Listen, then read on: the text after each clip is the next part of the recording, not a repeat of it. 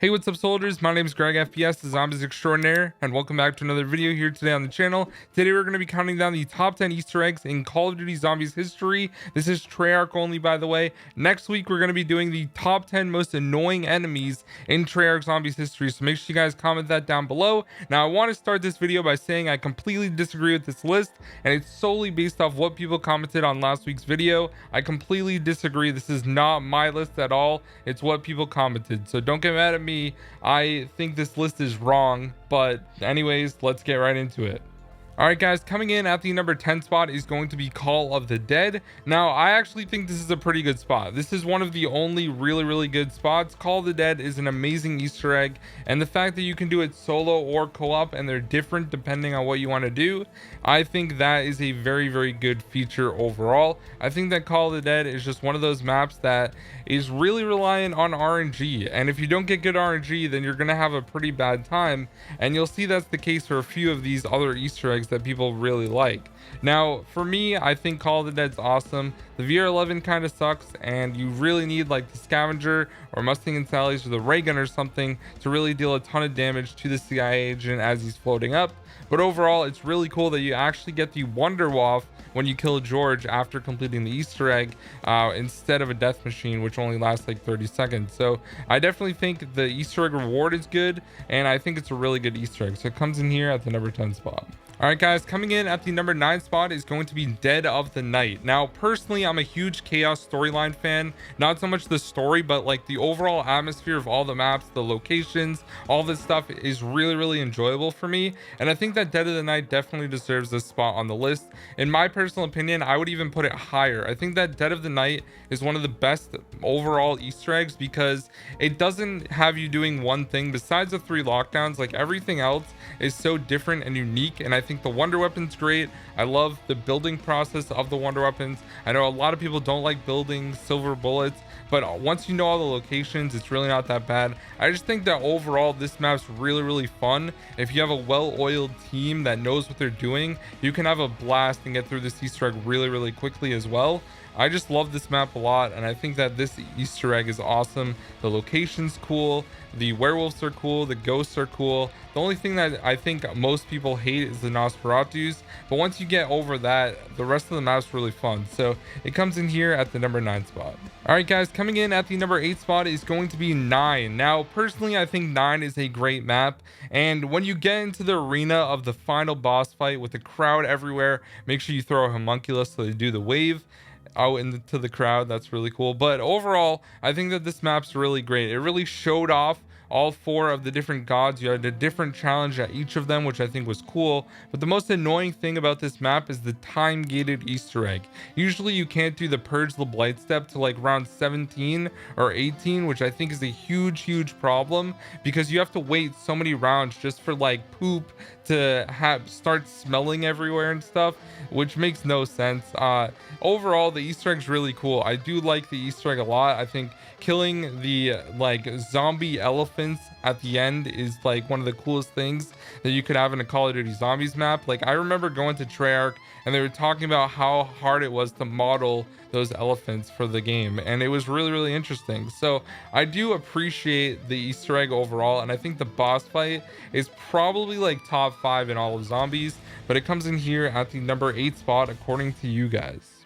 All right, guys, coming in at the number 7 spot as the easiest Easter egg ever in Call of Duty Zombies is Zetsu and Noshima. This Easter egg is fun, but it's also like super easy. Like the boss fight itself is so easy. You literally just move around and shoot the Masamune at the ground and you'll be perfectly fine. As long as you don't get hit by a Thrasher or the long Takiao arm, you're gonna be perfectly fine. Now I do think this Easter egg is fun. I like how you have to, you know, do the plants and stuff like that in some cases. In other cases where you need to get like the bullet, for example, with the blue water and KT4 shot, if you get like 10 plants and don't get it, then you have really bad luck.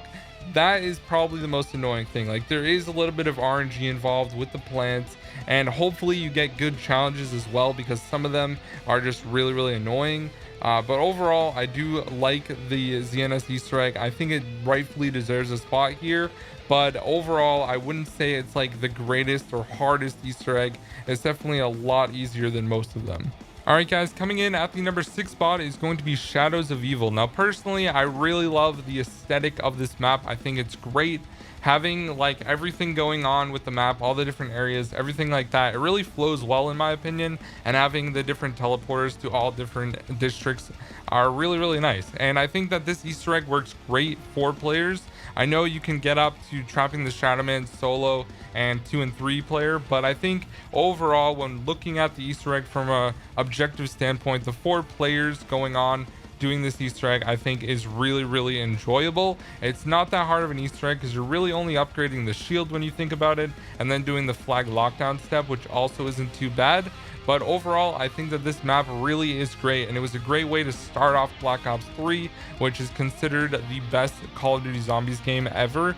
And overall, I think that it really is enjoyable. The payoff at the end when Richtofen steals the summoning key is really interesting. It was a one-off crew, and of course, you can't forget about Jackie F and V and all that stuff, but I do think Nero is the best character. Overall, I love Shadows, and it comes in here at the number 6 spot. All right, guys, coming in at the number 5 spot is going to be the City of Blood, which is Gorod Krovi. Now, this takes place in Stalingrad, which is no longer a city. It's actually Volgograd in real life right now. But overall, I do think that this map is awesome. You have the whole Nikolai, the Ultimus version, stuck in his mech suit out, like slammed into a building for the entire Easter egg until the boss fight is pretty funny. But overall, I think that this map's awesome. I'm not a huge fan of Sophia, but the different challenges that you have to do really make this map what it is. There's a lot of ways to cheese those different ones, and it's really enjoyable doing all of them as well. I think the most annoying step is probably the valve step. I don't think the bomb step's hard. For some reason, a lot of people do. I think that that's a really fun step as well, unless you get really bad combinations and you have to go from every other side to the map from where you are, which happens to me every time I do this Easter egg solo. But overall, I do enjoy Gorod. I think the boss fight is one of the best. If it's like top 3 in Call of Duty Zombies history, it's really good, and it comes in here at the number 5 spot, voted by you guys. All right, guys, coming in at the number 4 spot is going to be Ancient Evil. Now, this map, in my opinion, is pretty much perfection when it comes to Black Ops 4. There was a lot of great things that were included in this map, one of them being the Greek mythology aspect. I just absolutely loved how they tied everything together. It was so cool to see from Treyarch, and you can really see that they really put their soul into that map, and I think it worked out great for them. Now, the main drawback of this map overall, I would say, is having to do challenges for an Easter egg. That gets really frustrating because the challenges are just really easy ones, and also it doesn't really add anything to the map.